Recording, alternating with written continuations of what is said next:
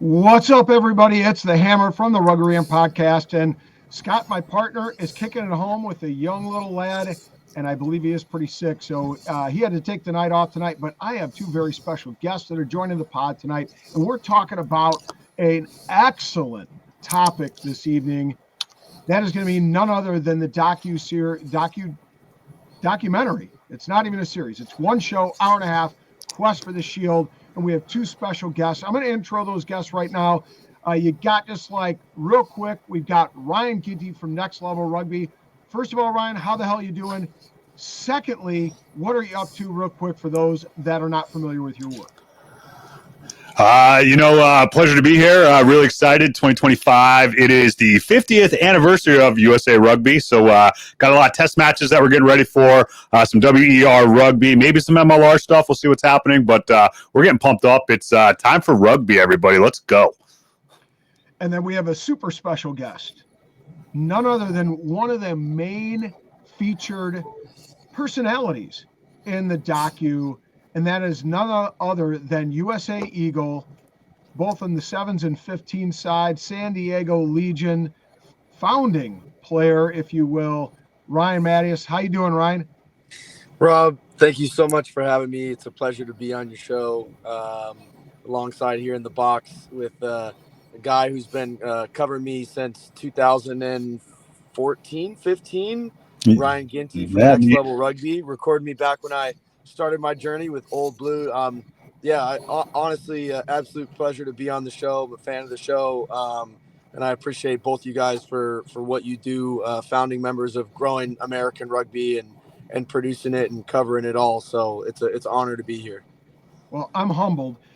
For those that are not, that maybe followed you through your MLR and USA Eagle days, maybe they've lost track. What are you up to right now? Yeah, I'm currently the head coach of San Diego State college rugby team. I'm also working with Cathedral Catholic High School, and then director of rugby for Eagle Rock Athletic Club, which is a Division I team. It's the oldest men's club team in Southern California, and also working with On-Back Youth Rugby, helping their program grow from a director of rugby standpoint. So, of course, I retire from rugby and just turn around and just try and do as many rugby things as I can. So, and you're raising a little rugger, right? That's crossed. Right. Yeah, that's right. We've got my wife and I, who's also a former USA rugby player, much more decorated than I. Jordan Matyas, formerly known as Jordan Gray, former Olympian and 3-time, 3 World Cups underneath her belt. I always say that I'm the second best rugby player in my house. Easy. We got a 15-month-old, and then maybe another one coming soon. So plate's about to be very full. That's awesome. Good news. Well, congratulations. Family's wonderful. I'm glad everybody's happy and healthy and doing well, and you're keeping busy in rugby. We can't grow the next generation without you, mate. It's going to take everybody working together, pulling from the same side. But we're here to talk about Quest for the Shield. And one of the reasons why we asked Ryan Matyas to join us is because he is a hallmark feature in the docu-series. First of all, a little context for everybody. If you haven't seen A Quest for the Shield, it's on Amazon Prime Direct. You can rent it for less than a cup of coffee at Starbucks. Make a brew at home and sit down and take a moment to watch this. It's right there. Let me put a little image up so when people are looking around, they know what to look for. Here it is, Quest for the Shield, and there you see Matyas taped up. Some good blood there, huh? Head bloodied. Ketchup packet. Hey, if it bleeds, it leads, baby. If it bleeds, it leads. Here you go. So Justin and Deidre LaPera were the directors. It was produced by both Ryan Patterson and Darren Gardner, the owners of the San Diego Legion. And just so everybody knows, Lane 4 Media Production, that is the production company that is owned by Justin and Deidre. And I just want to take a moment here for those that don't know. Lane 4 Media is an award-winning production company specializing in storytelling. and they pride themselves on capturing the heart of the story from various people, places, events, new and old. And so, with that in mind, they produced or they directed and cut and really reached out and sold this to Amazon. And we want to get the inside view from Ryan, first of all, before he has to roll to practice. And so before we do that, I just want to play for everybody who hasn't had a chance to see it. I want everybody to see a little piece involving Ryan, and it kind of captivates in my mind a little bit, a big part of the story, especially when it comes to none other than Eagle Ryan Matyas. I've always thrown everything I've had into this badge. This is my team. Being the first player that signed this organization, I told myself that I was going to do everything I possibly could to stay in these colors. And, you know, I'm fortunate enough that I'm going to be able to do that with my career. You never know how much you have left, how long you're going to be in this. And I never want to look back and think, could I have done this? Should I have done this? So to me, this is, you know, the kitchen sink. I'm giving it everything I have. There you have it, folks. A nice little section hearing from Ryan, and I think it came from someplace down deep in his heart. First of all, Ryan, what was it like to experience this day in and day out? And you corrected me, for 6 years. I mean, they started in 2019, right? And then they went on through the 2023 MLR championship. Yeah, I mean, it was. Look, I've always wanted to be a professional rugby player, and you know, to do that as a kid, it always meant going overseas. And when this opportunity came up, I couldn't say no. I couldn't ask someone to do something that I wouldn't do myself, and that's kind of how I live my life. And being able to be a part of the San Diego Legion from day one, and you know, that's special. You don't get a lot of opportunities in life to be on the ground floor of something, and you know, I really wanted to, like I said, I couldn't ask someone else to grow this thing or invest and help build it if I wasn't doing that myself. And so from a, you know, obviously from an MLR standpoint, like that was my driver. And then at the same time, like as a player, like, hey, here I'm playing professional rugby and I'm doing it in the United States. And obviously chasing an Eagles jersey and being, you know, being an Eagle was always my driver personally. So it kind of went hand in hand. It was, you know, extremely special to say that I was there from day one and I helped, you know, was one of very many pieces and a lot of very, very talented, you know, amazing people who also decided to invest and be a part of that to help it grow. Sage words, my friend, sage words. So tell us about, you know, did you get the feeling throughout the filming that Justin and Deidre were going to feature you a lot throughout this docu? Or is this something that when you saw it for the first time, you were kind of surprised by? You know, to be completely honest, I don't think any of us really knew because like all of us would go up and do interviews, right? Like it's like, hey guys, you know, obviously lane 4 is going to be in this week, you know, catching up with everyone. And, you know, guys who are there every year, you know, you have these obviously, you know, superstars for lack of a better word, you know, guys like Marananu, guys like Joe Peterson, Chris Robshaw, Blair Cowan, Isaac Ross, I mean, Dan Pryor, Tom Franklin. I mean, the list goes on and on. We've had such a star-studded group from, I mean, 2018. We had Taku Nguyen. I mean, it's so. I guess to your point, I never thought I was going to be featured, but I did. There were moments when, obviously, we're doing our interviews. Like, there are moments where I'm like, oh man, do I really like open up here, or do I kind of just give the answer that like this is going to answer the question, and like I've answered the question, and I just kept going back to like, no, Ryan, like you got to get out of your comfort zone here, and you need to be honest and you need to be open, because what are we here to do? We're here to grow American rugby. And if everyone sits here and just gives yeah, rugby's fun. I love it. And nobody is vulnerable enough to open themselves up and share that. Well, then what are we doing here? Because if we're doing a documentary to try and genuinely show what's number one, what's going on here, number two, what makes our sport different, and number three, how do we engage with an audience and connect with them on an emotional level? And I honestly struggled with that. I struggled with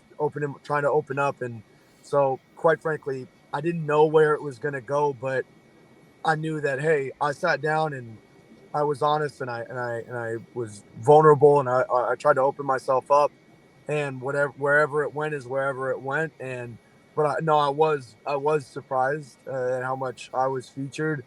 Um, because like I said, there's so many incredible superstar, athletes and great men across this team over the years that I just, I didn't think that I'd be as big a part of it as it was.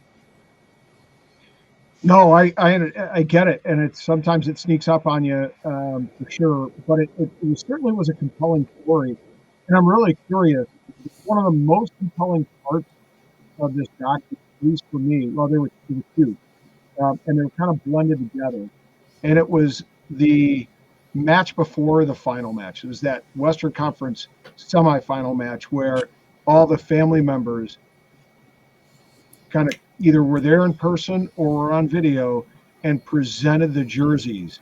And then the next week or 2 weeks, whatever it was in between the conference final and the final, where now it's former Legionnaires, guys who you played with, as one of the OGs, actually did the jersey presentation. Like, how much, in your heart, I mean, sport makes me cry, probably more than my kids, but how deep down did that touch you on an emotional level? I mean, yeah, it's I've been fortunate enough, as you said, to wear the USA jersey, and being in that room and getting handed that jersey is an experience unlike any other. And this also was an experience like any other. Like, my wife handing me my jersey, like, it was incredible. I mean, it was just such a full circle moment. And going into the final, uh I'm like, how are they going to top that, right? Like, how are you going to, like, are you flying in grandparents and stuff like that? Like, I don't know. I don't know how they, like, I didn't know how you could top that. And And she was pregnant, by the way, right? she was, yeah, she was. And I mean, so essentially, your child and your wife are presenting you with that jersey.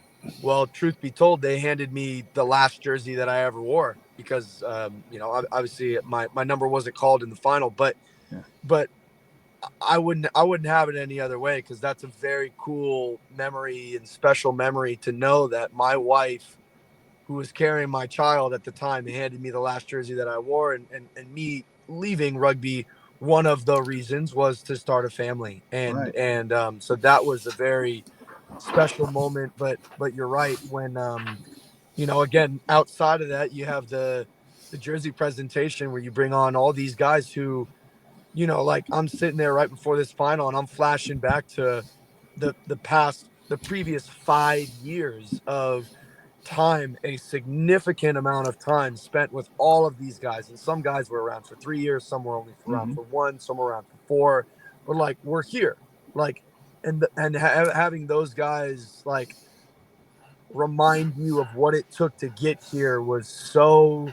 Again, it was an experience unlike any other. And I mean, I genuinely believed it through and through. Like, everything was so perfect. Like, it was a movie. It was a fairy tale ending. We were going to win this final. I'd seen it. I'd visualized it 100 times, and everything was just going to work out right. And it was funny because I wasn't even set to play in the Western Conference final. I actually wasn't picked. Tommy Morani was picked. I was dealing with some knee stuff, and Tommy was picked. But then in the captain's run, literally day before the game, Tommy gets injured. like Tommy doesn't clear. And then all of a sudden I'm pulled in. Like I thought that was it. I was done. And then I'm in, and then I was in again. So, and I was like, oh man, like, you know, the ball's bouncing my way. Like I got cut from the USA rugby team, like what, 5 times, 6 times, you know? And I thought like, okay, ball's bouncing my way. I'm into that final. I'm gonna come off the bench and however many times, and I'm gonna score the game winning try. You know, as a kid, you always envision those things, but you know, I can honestly sit here and say that everything happens for a reason. And to those young rugby players out there, if there's any wisdom I can impart on you as I have to run to training here in a minute, is that all of my adversities brought me to so much of a higher place, a better place, taught me so many incredible lessons. Like I wouldn't trade the 5 times I got cut from USA Rugby, the team. I wouldn't trade that for anything. Like that taught me so much about myself. It taught me so much about life.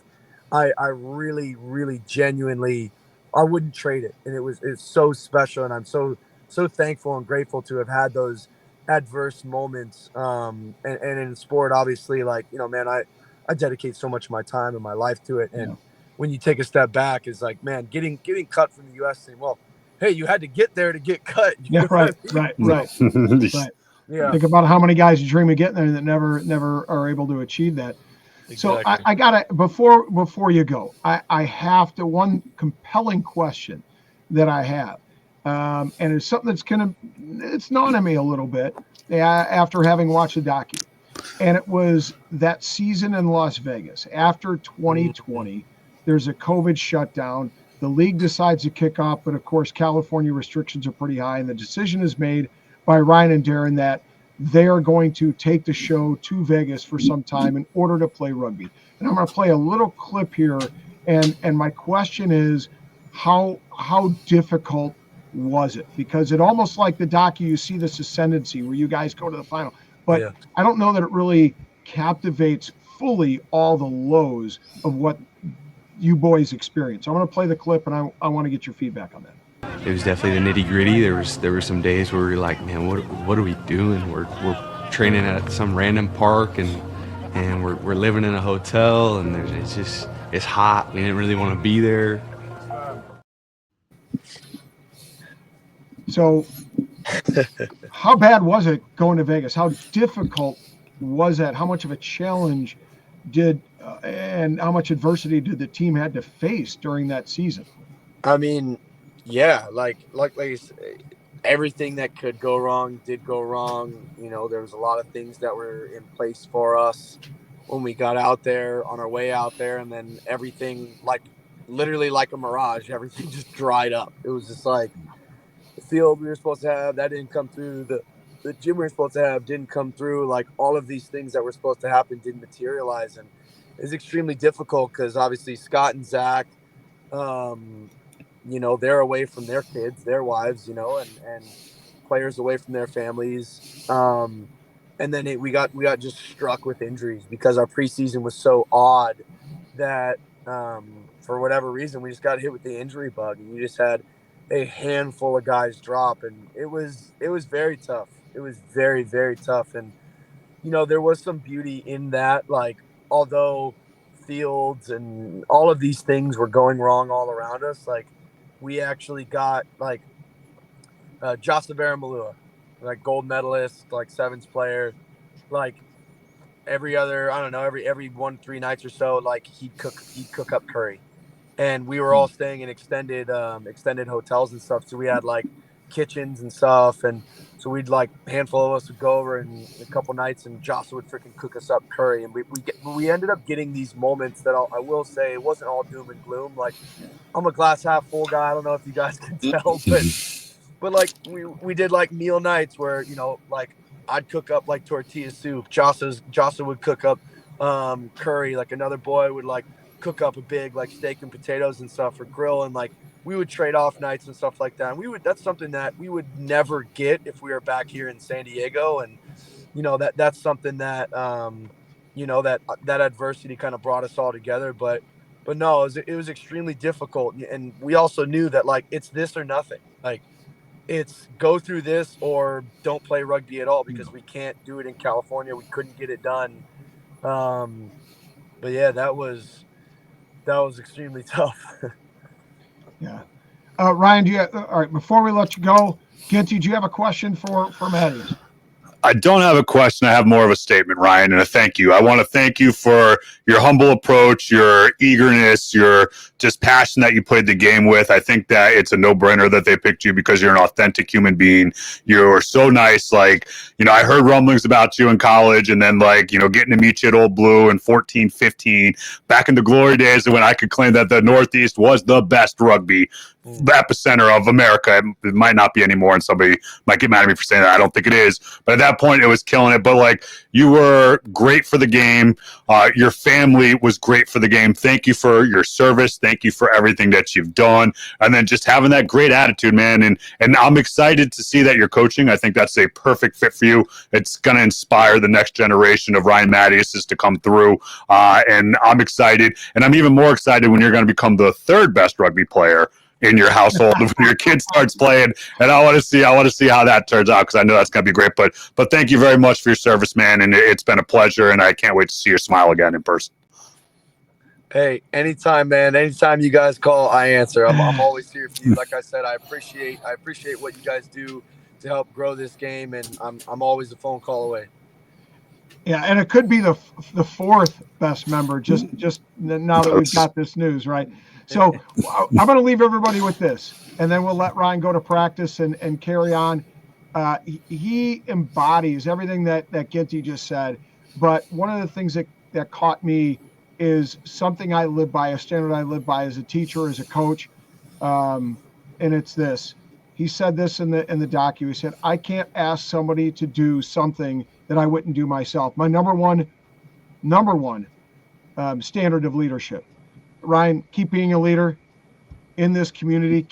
We love how you give him back, and it's wonderful. And good luck to you guys at San Diego State.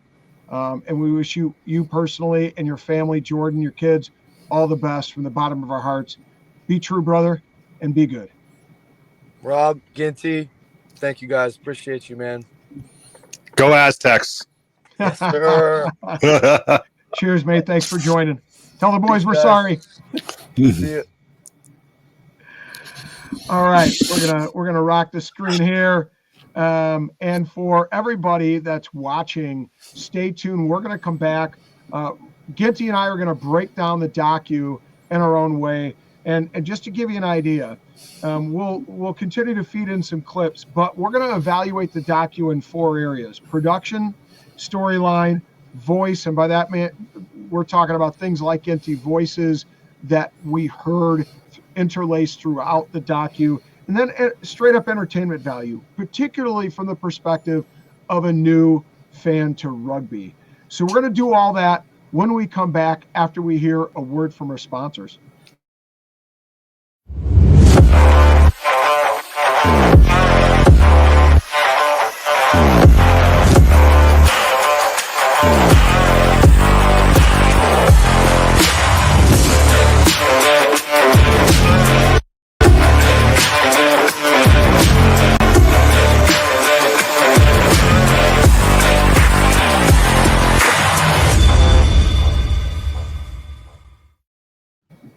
All right, everybody. We're back. And like I said, just a quest for the shield, an amazing docu that was put out by Lane 4 Media, directed by Justin and Deidre LaPera. They've done a number of things, including they have a piece out on the Nebraska Cornhuskers under Tom Osborne. It's titled Day by Day, so expect that out. They did the MLR Rising bit. They've done some surf movie or surf docus, and then of course Quest for the Shield. Check it out, Amazon Prime Direct for the low price of, I think it's $4.99. Ryan, is that right? $5.99, but spend the money, people, because it's worth it. It's worth it, and it can, the more watches it gets, the more rugby benefits. And just sacrifice that cup of Starbucks and make a little brew at home, maybe a pour over, or go French press like myself, and enjoy it and save the money. and put it towards rugby in a little way. But like I said, we're going to come back and talk about this docu. Before we do, real quick, folks, don't forget this season, 2025, I know Ryan participates in our Super Brew contest. We're going to have a great prize or great prizes. Every week we're giving away a Rugby Rant Macron hoodie. And so you get actual merch this year. You actually get some merch. It's about a $70 value. And you can put your initials underneath the Macron logo, so nobody can steal it like a wife or a girlfriend or a boyfriend. You get it all to yourself. And then on the back, it has a nifty little saying that we're going to debut later on as we get closer. When Scott and I have one in hand, we'll display for you. But I think Ginty will like it. Maybe I'll tell him behind the scenes because he's such a regular contributor.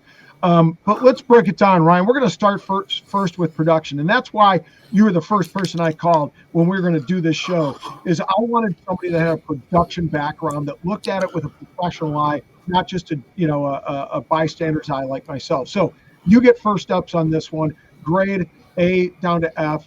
What did you think on production? I'd give it an A. I'd give it an A. And I tell you this, you don't need to be involved in production to actually look at it and to see. I mean, it was good. It was shot well. Lane 4, like you said, they've done a lot of good stuff. They did the MLR Rising.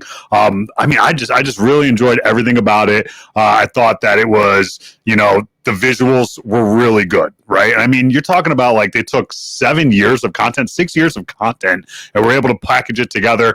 I remember I've always been, every San Diego game I'm watching, I'm like, there's some guy running around with the red camera, which is, if you don't know, cameras red, especially back in the day, it was like they got a red. It's like, that's nice. But I mean, it clearly shows off. I thought the production was well. I thought I did get a little bit lost in it at first. That when it first came out, I didn't realize it was a whole, a series or a show on the whole length of the San Diego Legion. I thought it was just maybe, the last season, which, we were intimately involved with that final. We did the pregame show and we interviewed the players beforehand. So it's like, which you can actually see Rob's doing Mikey Taylor right there on screen right there. So like, I think that's kind of one of the things where I got lost at first. And then once I realized, I was like, oh, wow, this is going to go all the way back to the beginning. I thought it was really good. Like, I like that open book. I like that San Diego was willing to, not pull any punches, right? Like, they were willing to say, hey, this went bad, this didn't work out, and you know what? Like, it is what it is. This happened. I have a feeling that a lot of times in MLR, if it's not shiny, if it's not perfect, it doesn't get seen. It gets kind of hushed, and people don't bring it to the forefront. And I think it's the biggest problem that MLR is doing, is trying to make yourself look like, oh, hey, we're all great, and everything's perfect in here. I mean, Matyas even alluded to it when we had him on earlier. He talked about it. It's like, if you're going to sit here and you're going to say, rah, rah, rah, yay, rugby, everything's in there, and not be authentic, then like, what are we doing here, people? That's not the reality. And I think that the production really didn't hide from the problems that San Diego had. And so, like, we'll get into more of it. I don't want to, shoot everything out right here on the first one. We're talking about production. But, I mean, I got to say, hats off to San Diego and hats off to Ryan Patterson and the owners, and for having the foresight to say, hey, we want to do this. Like, we want the world to see what it's been like,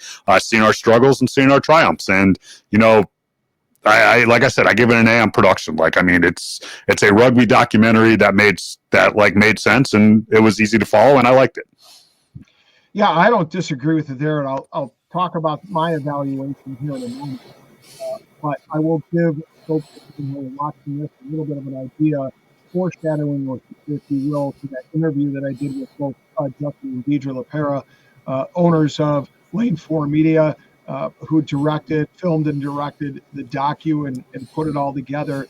One of the things they talked about, and I know Ryan can maybe provide a little context for this, but sometimes they really had to be careful about getting too close into the, not on-field action, but the locker room behind the scenes action, right? If you get in too close, you kind of disturb what the team is trying to do and what the team is trying to accomplish. You're not one of the team, you're somebody that's trying to capture it. Right. So using different lenses and longer lenses to get farther away, but still get on the inside. I'm going to show a little clip here of just what I'm talking about. And then I just want to ask Ryan his thoughts from, again, somebody who's been there, done that, who's an expert, who's a professional, who does this for a living, who understands the complexities and challenges that come with something like doing a documentary like this. So I'm going to play this clip. We'll come back and get Ryan's thoughts on this. We said it in the week, because when we had before, Domi, the next 10 minutes is everything. Next 10 minutes for us. You get into the sideline, the arrow like it's been all day, crush what you see inside, that goes up the back, swim high, stay connected, we go again. And again, and again, and again. We set to go. With me, with you. Let's go. Whoa. There you go, right there behind the scenes. You kind of see that, they're trying to get in the middle of that huddle there, but then they pull back with a little different camera. Ryan, just talk about, what are the complexities of this and challenges, and how well do you think they pulled it off? Well, first off, this is the biggest problem. Marcel's got me ready to run through a wall, and I've already seen him say that, right? Like, I mean, so it is very hard. Like, when you're in these moments, right, like, you do have the lens and the camera so it can separate you from what's going on. And it is very important that you are not part of this whatsoever, right? You are a fly on the wall. You're there to kind of take this. Now, you're going to develop relationships with people when you do this. It's just impossible not to do that. You're going to do it. But when it's game time and when they're in the locker room, when they're getting ready to go, it's just, you hang back and you just let it happen, right? I mean, that is the best moments you ever get in rugby. It's in those huddles. It's those intimate moments. It's the unfiltered. It's like, I'm going to tell you, you're with 22 other people that you put literally your body on the line for, and that you will probably die for. You ask most rugby players, they'll die for the people on their pitch within that intensity. So it's like, to have that, to capture that, and to do all that, like, I mean, it just gets me excited. I think it's the best thing that you could have in rugby. And it is difficult. And I mean, if lane 4, I'm not sure if lane 4 had followed them all the way from the beginning, right? So, I mean, that's like, that's a long time. So you have relationships with people, you understand how they work, you understand personnel dynamics. And then at the same time, the hardest part about that, though, is that when you have that, your lens becomes kind of rose tinted, if you will, and you have to step back and separate. And the professionals, obviously, they can step back, and now you have to look at it as like, okay, what's the story here? What do I like? Oh, hey, I really like this person, but maybe this doesn't shine them in the best light, but like, what's important for the story, right? So it's like all these kind of things that you kind of have that come about that you have to think about. And then, ultimately at the end of the day, it's like, what's the end of the product? What are you trying to do?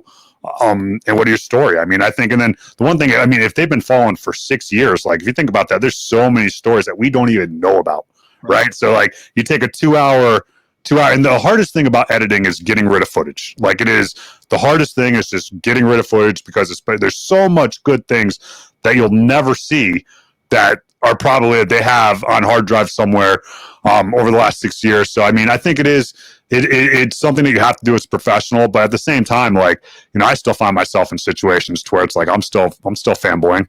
I'm still fangirling a little bit over it. Like, ooh, okay. Like, this is really cool. Like, I'm in here. And then you got to remind yourself, hey, I'm a professional, come back. But to that point too, it is also really cool when you have these professionals that you've looked up to that are like your idols, and then they're just talking to you like you're Ryan, and it's like, whoa, okay, that's cool.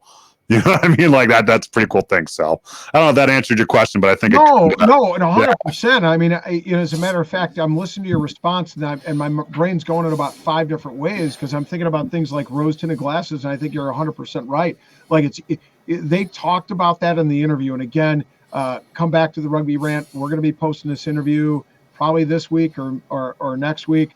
But check it out, because they talk about that piece, right? I mean, they're there for 6 years. It takes them time to earn the trust of players throughout that process. But then once they do, like you said, the difficulty of how can we paint this picture, and what kind of picture do we want to paint? And don't forget, you have individuals like Nonu and Robshaw. How easy is it to direct the attention towards them, because they are big personalities in the rugby world? But you, of course, have that American story that transcends throughout the entirety of the San Diego Legion history. That is, Eagle Ryan Matyas, who we had on earlier. But I'm going to play a piece, because Ryan talked about running through brick walls, and I'm going back because I talked to a friend of ours, somebody that Ryan knows well, Ben Holden. You, of course, have worked with Ben. I'm going to go ahead and say it. He is the voice of rugby in America now. That's a great voice too. It's a great voice. The best voice in America, I would say that. Yeah, he is phenomenal. Mostly does hockey. He's had to learn the game of rugby, but he has learned it very well, and he does a phenomenal job on the MLR broadcast. Nevertheless, he said to me after he saw a particular scene that I'm going to play for you, he goes, I was ready to run through a brick wall after that. And this captivates kind of that insider's look and part of telling that story and how the Legion, are in that quest for the Shield and how close they came in 2023 to realizing. Doesn't matter what either of those two teams have done up until that point, it comes down to one game. That game effectively will come down to a couple of 1%ers. It will come down to the bounce of a ball or a referee's call. Something small in the game. We can train all we want. We can run them into the ground or not train at all. The whole season comes down to a couple of games. Yeah, and there you hear Danny Lee, coach of the San Diego Legion, that 2023 team, talking about, what it's like to go on that final pitch and try to realize that dream. So myself, production, without a doubt, did a phenomenal job. And right there with Ryan, it's difficult in determining what to cut and what not to cut and what to include. Directors Justin and Deidre told me that they had about 500 hours per season, which, Ryan, that's probably on par with what you'd expect, right? Yeah, I mean, I think I've got, just from the one season that we shot, that you'll never see any of that footage. Terabytes upon terabytes upon terabytes of content sitting right here. So, I mean, it's, there's a lot of footage to shoot, 17 games, 19 games if you make it to the final, right? Like, there's a lot of stuff. And I mean, think about that opportunity too, and just the commitment that they had to gather all that footage, right? Like, I mean, I think that's like, to stay with a project for that long, it's impressive. It's impressive. Yeah. So times 6 years. That's a lot. So like, if 3,500 hours, if you do the math on that, right? Like, so like a good SSD drive at 4 terabytes, especially back then, is about $400. You figure 500 hours, like, I don't even want to do the math on how much they spent on just hard drive space to store this footage. I mean, it's probably it's quite expensive, I would imagine. Yeah, without a question. But I think they did a phenomenal job in putting it all together and really telling that story that they were looking to tell. So we're going to move on. And again, we're going to start with Ginty here, storyline. So what we're talking about is this is the quest for the Shield. Give it a grade. What was your assessment of the storyline that was laced throughout this docu? Okay, so this is my one knock on it right now. Okay. I have two knocks. They're minor. I don't want to take too much away from it. But the storyline was a little confusing at first, right? Like, I couldn't tell if this was just because it leads you to believe at the beginning it's like the lead up to the 23 championship in Chicago against New England. And so there was that, and then it kind of jumps all the way back. And I was just kind of like, so it was a little bit confusing at first. And for the first half hour, like, I didn't really know what the whole story or what it was going to be like. But then it totally redeems itself because the storyline's amazing. Like, I just forgot how much shit that, number one, the league had to deal with, and then number two, that San Diego had to deal with, right? Like, you talked to Ryan about like the San Diego experiment to Las Vegas, right? Like, that was, and if I'm not mistaken, wasn't that the season to where they did everybody played in Vegas for the first week, I think, as well too, right? Was that coming right out of COVID where that happened, or was that the year before? No. Anyways, it doesn't matter. It doesn't matter. But like, the bottom line is that, like, San Diego, they went up against a lot of adversity. Going all the way back to the when they lost to Seattle in the final of Torero. I thought that was done really well. Like, I thought that the way that they reflected back on that, the way they talked about it, and then to go back to from Las Vegas, the hurdles they had to deal with in Vegas. And again, this is one of those things to where it was like, it was a black eye. I remember that game where they played Rooney And then Rugby United New York goes Scott, best rugby team ever, maybe. No, not really. But like when they played Rooney and the goalposts were like falling down, that was an actually televised game. And I was working for the league at the time and I was in the studio. I remember walking into that control room and being like, thank God I'm not doing that game, because I was doing the Coliseum with LA instead, so it's like the juxtaposition to having, the LA Coliseum as a venue and then, going back to the other one. I might be getting my years mixed up here, called CTE, because I am getting my years mixed up here. But it was, just the struggle that they had to deal with is just, impressive. And that mindset that San Diego had, though, is that, they have the never say die, right? Like, yeah, this is the situation, but guess what? We're going to deal with it. We're going to go on and we're going to get it done. And I mean, I think it's, the storyline does a very good job of linking the military, Bo, their general manager, his whole military experience, how they brought that to bear. I mean, he was a badass in the military, dude. He was a Force Recon guy, badass. Those are the Navy SEALs of the Marine Corps. They might get offended if I call them Navy SEALs, but it's, for the common person to understand, it's basically the same thing. But that mentality of never say die, just keep going. Okay, what are we going to do? So I give storyline the B- only because I was a little bit lost in the beginning, but then we'll go back to B+ and we'll give it points because it did tell the whole story of the league as well. I mean, so this is as much as this is about San Diego and the storyline, I think it's just as much about MLR and the growth and the growing pains that MLR has to go through over the last 6-7 years. Yeah, an interesting take, and you're not wrong. I can remember watching that game where those goalposts were literally falling over on players.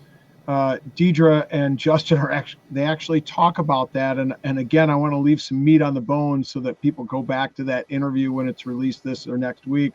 But they talk about just that experience and getting that on camera and seeing what that was like firsthand. But I think your analysis is spot on, and having some concerns about that storyline at various points. And I'm going to address my perspectives on that here in a moment. But you mentioned Bo. I'm just going to show a real quick moment. I believe this is the clip where he talks about San Diego's experience as he's associated with him. So I'll play that right now. What a day for it, eh? Finals are an absolute privilege. There's over 400 players who start at the beginning of this season thinking and dreaming of this day, worked their butts off, and most of them got nowhere close. There is a massive responsibility on the 23 that are privileged enough to step out on that field today. Because we've worked hard this season, but all of that counts for nothing. It is all about what we produce in these next 80 minutes. And to the 23 on the field, I just want to remind you all that you are not alone.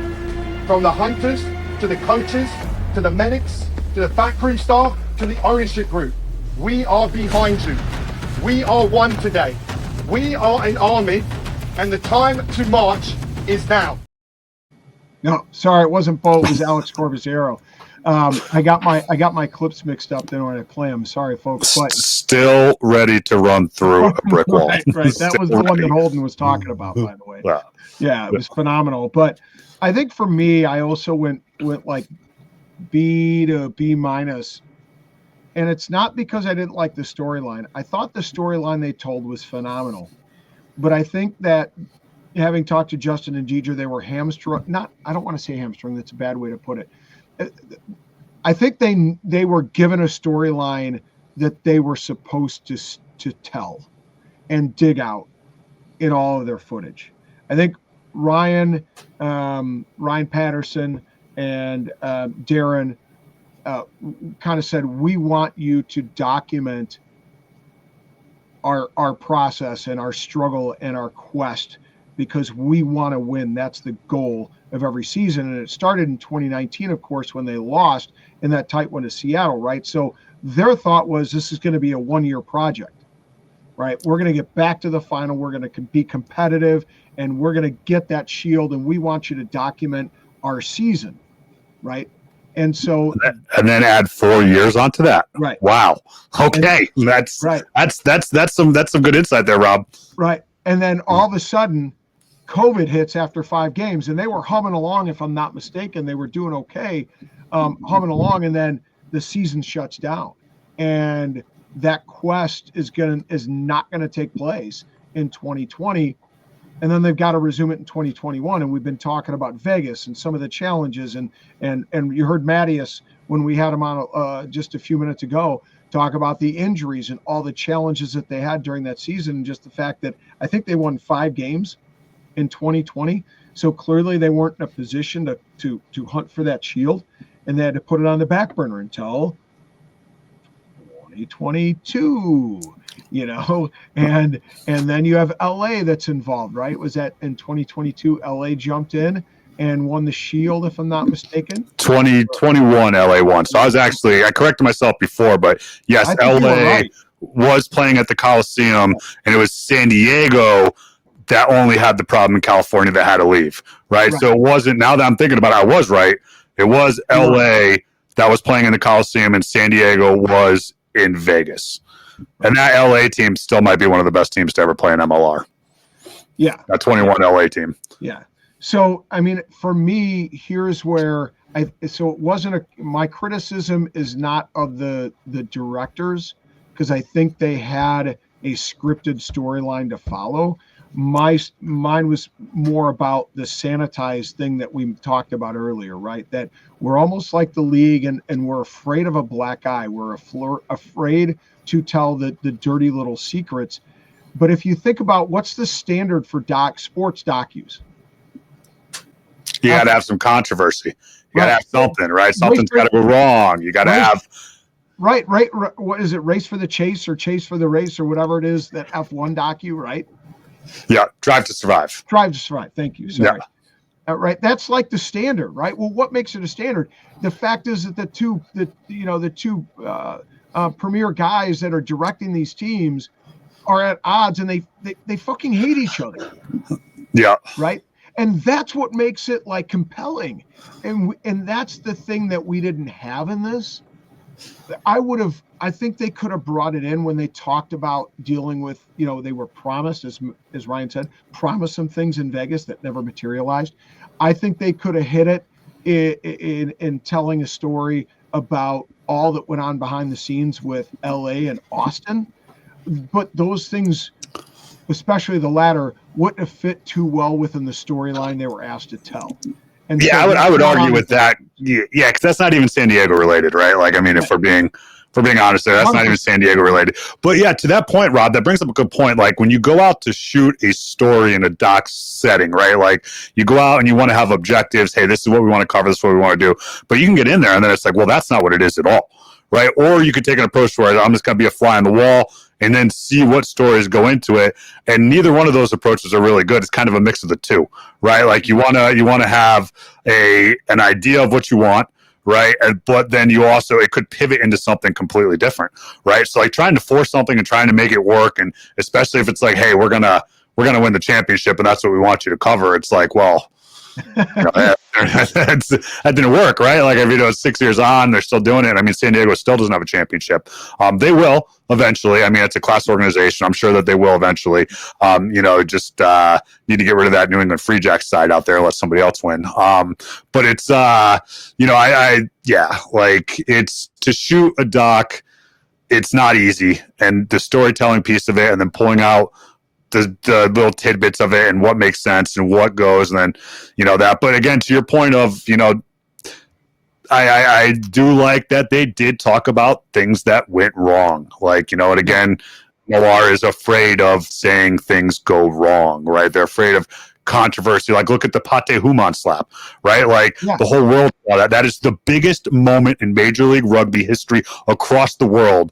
And right before Major League Rugby All Access went to air, they had to pull that, cut it out, pull that segment out of it, and just scrub it like it didn't happen. It's like like 3 million people on one Twitter post within a day didn't see that. You know what I mean? So that's where I think MLR needs to do a better job of allowing a little bit of controversy. Can you imagine if like the NFL tried to shut down every bad story that was out there?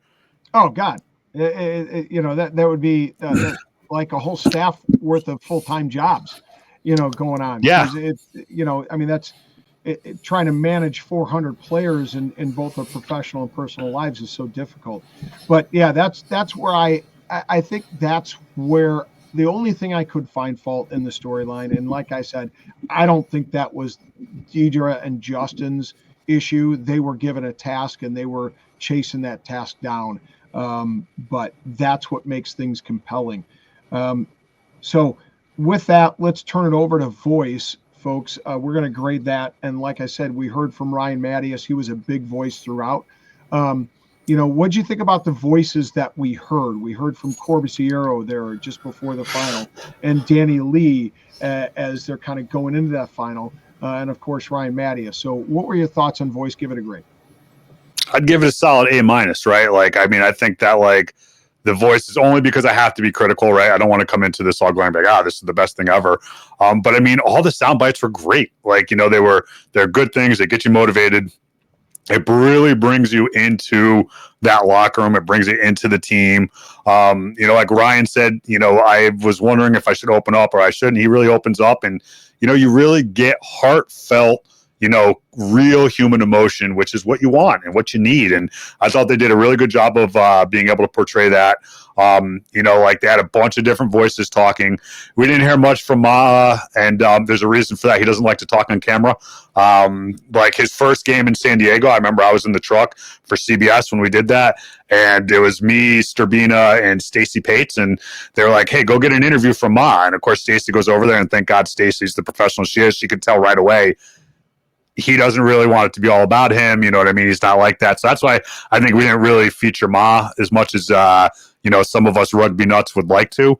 But like, yeah, I mean, they had a great cast of just like characters that came through and great players, legends across the, what better center, is there than Ma Nanu, like to play maybe Tana Umaga, right? Like his predecessor, right? So maybe that's the only one, or Brian O'Driscoll, right? Like you could argue that. But like, I thought the voices were good.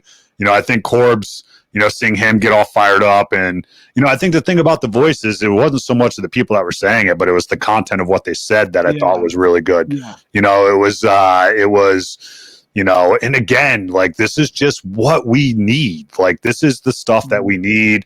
These are the things we need to hear. These are, from the mouth of the people that are doing it. And it's not scripted. That's the best part about this, that none of this is scripted. It's all from the heart. And that's why I give it an A, because everything's truth. It's from the heart. And I didn't feel like there's any fluff that was put into this documentary. Yeah, a lot of great points there, Ryan. And I would give it a B+. And here's why.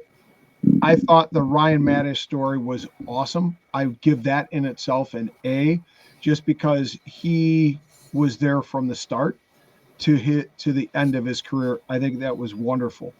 Okay. And I get that Nonu is a hard individual to pin down, because you're right, talking to the directors, he very much did not want to be the center of the attention. That is not the culture that he came from. Interestingly, NZ Plus is out, where the All Blacks are actually doing like behind the scenes TV. So I think we're going to see much more overtures from individuals, in both the Black Ferns and All Blacks camp. That being said, here's where I think they could have brought into the storyline some other voices, and I'm not saying they need to be featured over and above or more so than Ryan, because you're speaking to an American audience for the most part, right? Because it's an American league and an American team. But Chris Robshaw, they brought him in 2020. They brought him in because they felt that was going to put them over in the championship. That was going to turn them into a champion, him and some of the other individuals. I would have liked to have heard a little bit more from them about being brought in. What happened to him, though? What happened to him? Well, he was injured in the season. Yeah. Right, like he got injured almost right away. Like he got injured pretty quick, right? So, but no, I think isn't that part of the story too? Right, as a part of the story too, that injuries happen, and that's part of rugby. And sometimes, you think you're bringing in this, star-studded player, and you think they're going to be a difference maker, and then they get hurt, and all of a sudden you're like, all right, we got to go to plan B. That's a very valid point, Rob. Like I know 100%. Like, yeah, that would have been a good storyline. You know what I mean? I think that would have been, to be able to hear that, the triumph, like, and then the tragedy of it, right? Like, I mean, blows his shoulder out and then comes back again, right? And then blew his shoulder out again, like right away. on his way out. So it's like, yeah. And they hit upon it with Blair Cowan when he was red carded and was out for a 4-game suspension. So you knew he was going to be out of the Western Conference final and the final, right? If they would have, having won it, the final as well. And just him talking about being gutted, not being able to be on the pitch with his boys, being basically, I mean, I don't think he described as useless, but not being able to have an impact upon the team, right? And so I would have liked to have heard a little bit more in that piece, like post red card, like raw, emotion, knowing that he might not be able to play in the upcoming games. So here's the one thing that I would caveat with that, though, right? Like, we want all these reactions and we want to see all these reactions and we want to be like, oh man, we got to see that. But did these reactions even happen? Yeah, right? Fair. Right? Did these reactions even happen? Or was Blair like, shit, man, I'm a professional. I did this. It's move on, right? Next job, let me get these guys ready, right? So it's like, maybe there's not even a story there. Right. So maybe there's a story that we're not missing. I'm just playing devil's advocate here, Rob. I think you're making great points. I think you're making great points all the way across with this. And, it sounds like maybe you should get some production, some producer credits somewhere outside of just the unscripted podcast world. So you got some good ideas, but yeah, no, I think that maybe some. Oh, just kidding. hey, docs don't pay, man. Docs don't pay. So it's like it's a labor of love. That's unfortunately, I mean, that is the reality. Like, a lot of documentary work doesn't pay, right? And Carter Cahill from USA Rugby told me this at Club Sevens. He's like, hey, listen, man, I think you made the right decision with going to broadcast versus documentary, because my heart lies in the documentary piece. But he goes, a documentary is a luxury, a broadcast is a necessity, right? Yeah. So it's like, to that point, we are fortunate to have a documentary that's out there, right? Like, so there's that. But yeah, no, I concede to you on that, Rob. You've got me convinced. You win that one. All right. Well, thank you for your honesty and we'll lend me your ear. So let's turn as we start to round out this podcast and this episode. It's been wonderful. By the way, 198, we're inching ever closer to that 200th episode. Hey, hats off to you. Hats off to you. Let me just toot your horn a little bit here, people. As somebody that's done podcasts before and have grown tired of them because they're a lot of work, and like the dedication to stay and to almost get to 200, Rob, that's like, you guys have done a great thing. You've built an awesome platform here with the Rugby Rant, and I mean, 200 episodes is very impressive, man. And like, keep up the good work, dude. This is awesome that you've built this. And I mean, what other podcast aside from like maybe Rugby Wrap Up that has been around this long and has had the what you call stay-to-itiveness, or I don't even know what word I'm thinking. I'm making shit up right now. I think about Matt. Yeah. I think about what Matt does for the rugby community. I mean, and I can tell when I speak to him, and we spoke to him quite a bit on that day just before the 2023 final, right? We were on camera with him and doing the pregame show, and you just telling everything he does, the passion that he has for the sport. And that's, I think that's what it comes out of. That's why you're still involved, because your passion and you, again, you're still doing wonderful things in the sport. Are we passionate, Rob, or are we gluttons for punishment? That's what my sixth grade lacrosse coach told me. I was a glutton for punishment, and like, I think anybody that works in rugby media, you are a glutton for punishment. Well, that might be true. I mean, you're a glutton because it's a job for you. For me, I have another job, and fortunately, my livelihood doesn't depend on it, right? So I don't. Well, listen. Let me tell you, the security of having a real job looks mighty nice right now, because it's the independent contractor work. Like, I love it, but at the same time, like, sometimes like I just don't love rugby because I feel like I'm just. Sometimes rugby isn't very nice to you in the business sense of it. So, right. But fortunate and blessed. But yeah, kudos to you and the big guy for doing what you do, man. Thank you. All right, last point here, folks. Entertainment value. Ryan, give it a grade. I give it a. I'll go with Rob here, and I'll give it an A- because I don't want to go too. I'll take some off of it. Entertainment value, like, I thought it was good. I think it's a piece that's needed. I think for American rugby content, I mean, I can't think of anything else that's better out there. No. Like there's nothing from like a documentary standpoint. I love the format of the 2-hour documentary versus the docuseries in this.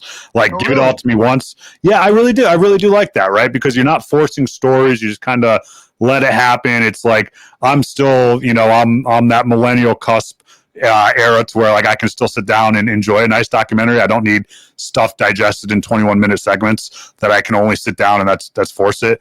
So I mean, I really like that portion of it. That I was one of the days that like my wife went to work and I actually didn't have much work to do when it was after we finished NCR Nationals, and I literally just saw Will Hooley's post, and this is my biggest knock on it, is that we didn't know this was coming. Right. Like my biggest knock is that we didn't know this was coming. So we didn't get to draw up anticipation. It's always been my dream, going back to when I did the Old Blue doc and I did some other stuff, to create kind of like a Warren Miller-esque movie for rugby, right? Like, what is this? Like, get everyone together in a theater, really release it and have everyone excited for it.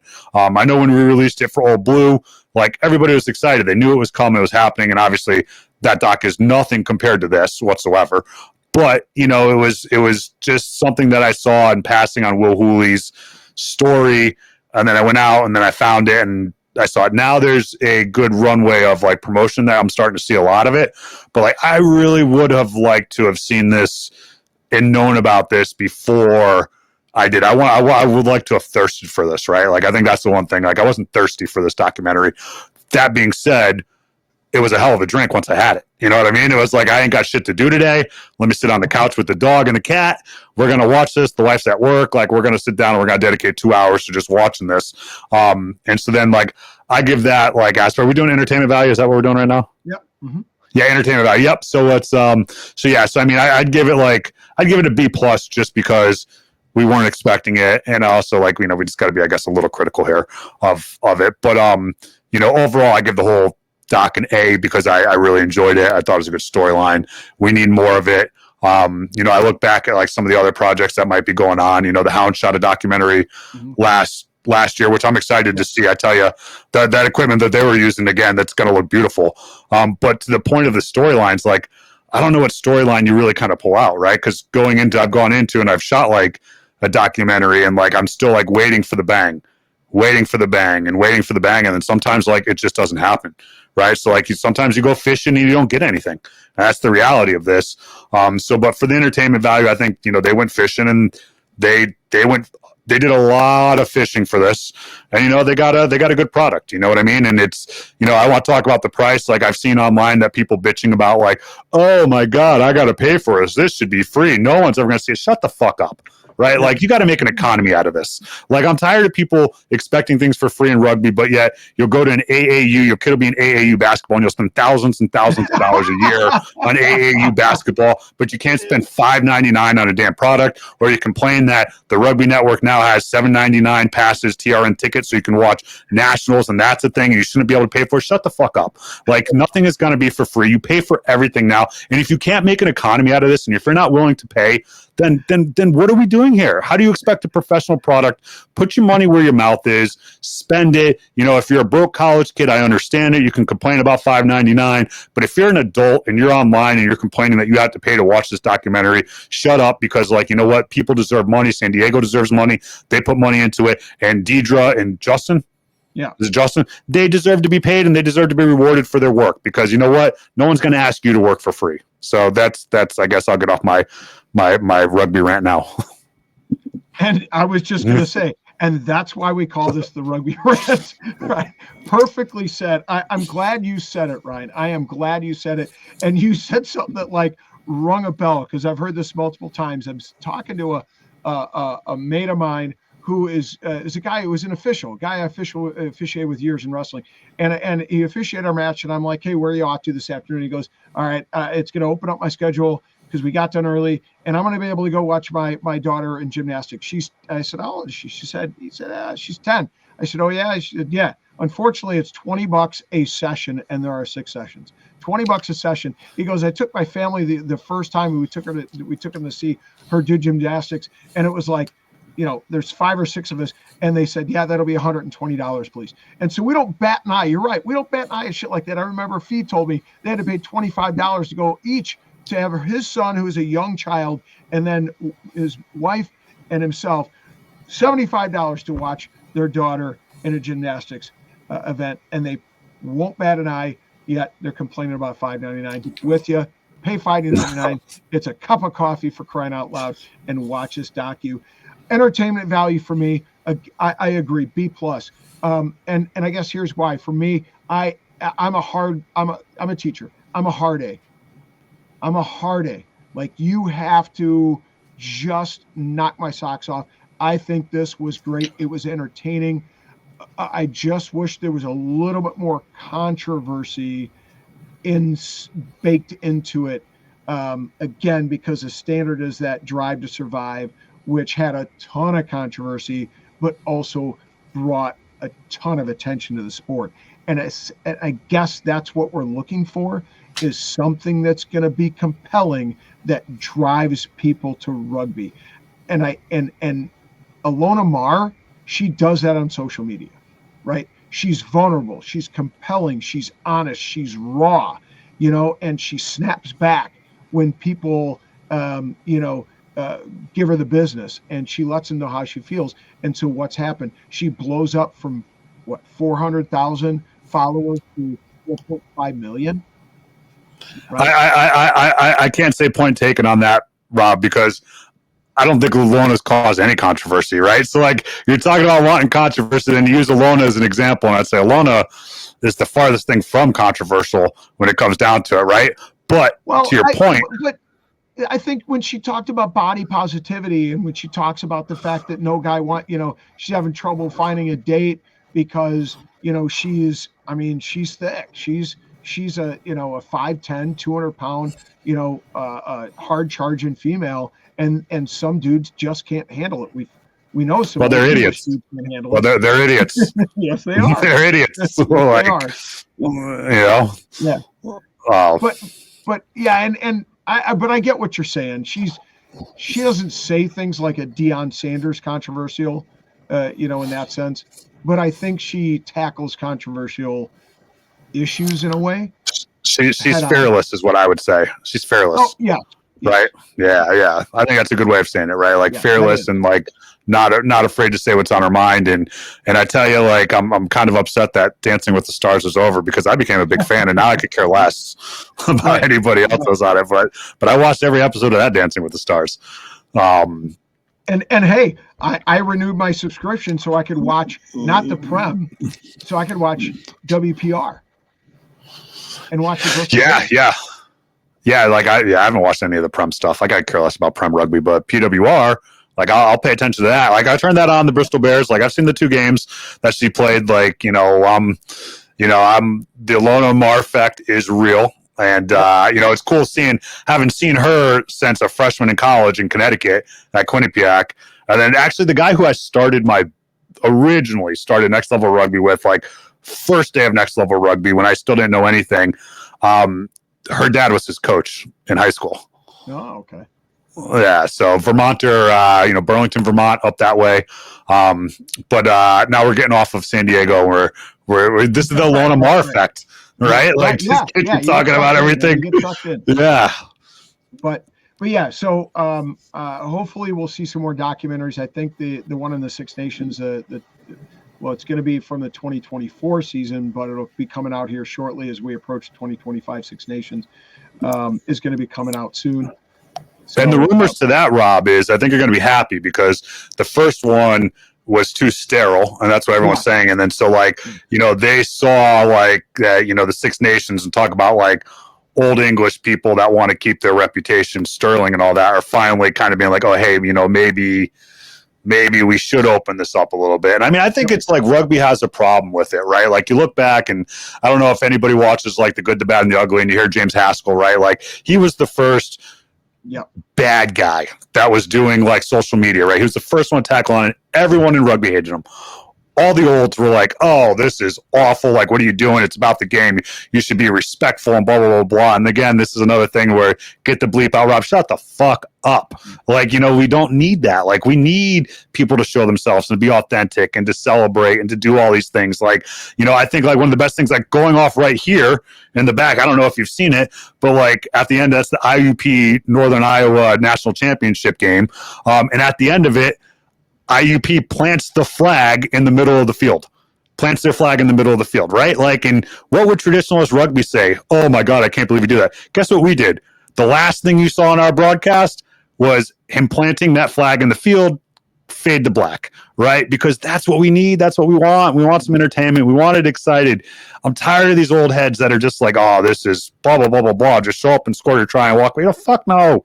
Show some emotion, after tries, but like not after tackles because you got to make another tackle. But like, like other stuff. And, that's what you want to talk about entertainment value. That's kind of where you need to get to, right? Like, and that's where I'm going with my grade right there. Is that let's show a little bit more of the controversy. Let's get down and dirty, and it's okay because it's going to help people understanding the game, going to help grow the game, going to help grow interest. So, all right, folks. Damn, Ryan, I think we dug into that pretty good.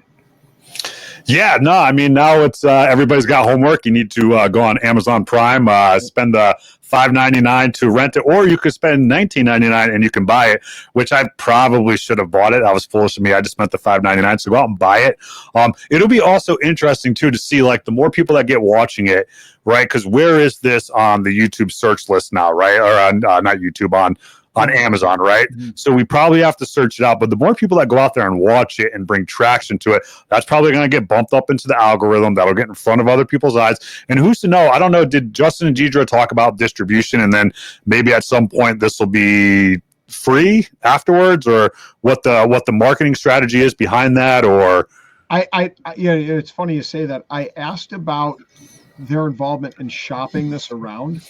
Mm-hmm. But I didn't have enough of the technical understanding of documentaries and the expertise of production like you to be able to ask that pointed of a question. But I think it's a fair question. I'll certainly I'll reach out to them and get an answer because I think it's a great question. Yeah. Either way, pay the money. Yeah. Don't be a cheap ass. Don't be a cheap ass. Stop taping up your boots. Yeah. You know what I mean? It's the same people that get off and drive away in a Mercedes that are still taping up their boots from 10 years ago. You cheap fucks in rugby. That's what it is, man. So you are right. All right, folks. Well, I think we kicked 198 around a lot of it.